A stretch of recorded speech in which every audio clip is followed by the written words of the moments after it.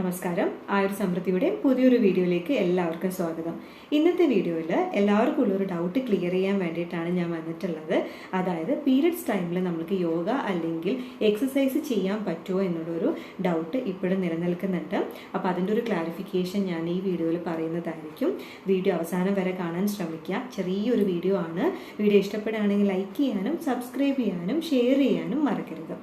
So പണ്ട് തൊട്ടുള്ള ഒരു കാര്യമാണ് ലൈക്ക് പീരിയഡ്സ് ആയി കഴിഞ്ഞാൽ അടങ്ങിയിരിക്കുക, അധികം ഒന്നും മൂവ് ചെയ്യേണ്ട ആവശ്യമില്ല, പണിയൊക്കെ കുറച്ചൊന്ന് നിങ്ങൾ ലിമിറ്റ് ചെയ്യുക എന്നൊക്കെ ഉള്ളത്. പക്ഷേ ഇപ്പോൾ പീരിയഡ്സ് ആയി കഴിഞ്ഞാലും എല്ലാവരും ജിമ്മിൽ പോവാറുണ്ട്, യോഗ ചെയ്യാറുണ്ട്, വീട്ടു ജോലികളായാലും എല്ലാം ചെയ്യാറുണ്ട്. അങ്ങനെ മാറി നിൽക്കേണ്ട ഒരു അവസ്ഥ വരാറില്ല.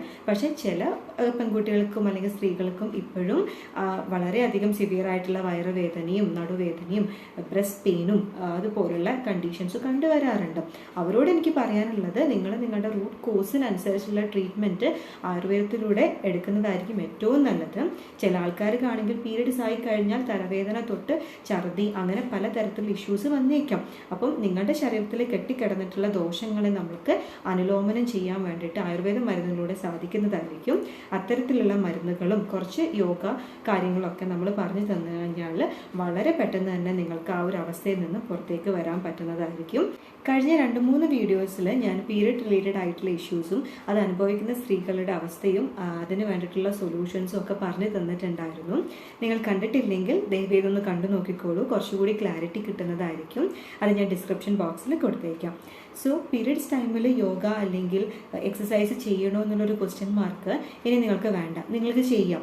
പക്ഷേ നിങ്ങൾക്ക് ഒരുപാട് സ്ട്രെയിൻഫുൾ ആയിട്ടുള്ള എക്സസൈസ് ചെയ്യാൻ താല്പര്യമില്ലെങ്കിൽ ചെയ്യണ്ട, അത്രേ ഉള്ളൂ. ഇപ്പോൾ ചില ആൾക്കാർക്കാണെങ്കിൽ വളരെ നോർമൽ ആയിട്ടുള്ള ബ്ലീഡിങ്ങും അതുപോലെ തന്നെ യാതൊരു തരത്തിലുള്ള പെയിനോ കാര്യങ്ങളോ ഒരു ഡിസ്കംഫോർട്ടും ഉണ്ടായിരിക്കില്ല.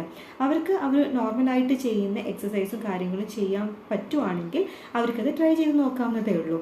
ഓവർ ബ്ലീഡിങ്ങും അതുപോലെ ഭയങ്കര സിവിയർ ആയിട്ടുള്ള പെയിനും കാര്യങ്ങളും ഉണ്ടെങ്കിൽ ജിമ്മിൽ നിങ്ങൾ പോകുന്നില്ലെങ്കിൽ അത് ഒരു കുഴപ്പമില്ല. വീട്ടിൽ നിന്ന് നിങ്ങൾക്ക് വളരെ മൈൽഡായിട്ടുള്ള എന്തെങ്കിലും യോഗാസനങ്ങൾ പ്രാക്ടീസ് ചെയ്യണമെങ്കിൽ നിങ്ങൾക്ക് ചെയ്യാവുന്നതാണ്.